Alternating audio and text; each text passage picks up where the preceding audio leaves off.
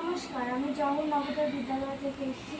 আমার নাম অভিপ্সা রয়, ক্লাস 6-এ পড়ি। আমার রোল 3। আমার কিছু কোশ্চেন আছে, মানে স্কুলের ভিডিওর কারণে, তার জন্য এই ভিডিওটা। ঠিক আছে, বলো। আপনার নাম কি? সাধন কুমার দাস। আপনি কোথায় বাস করেন?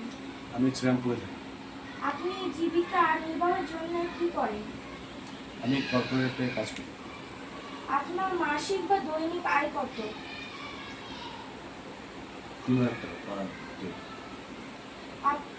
আপনি মুদ্রাস্ফীতি এবং মূল্যবৃদ্ধি আপনার জীবনকে প্রভাবিত কিভাবে করেছে? মুদ্রাস্ফীতি তো প্রত্যেকেরই প্রভাবিত করে। দিন দিন মূল্যবৃদ্ধি হচ্ছে, বেশি মূল্যবৃদ্ধি জিনিস কিন্তু হচ্ছে। কোভিড-19 মহামারীর আগে বা এবং পরে আপনার জীবন কেমন ছিল?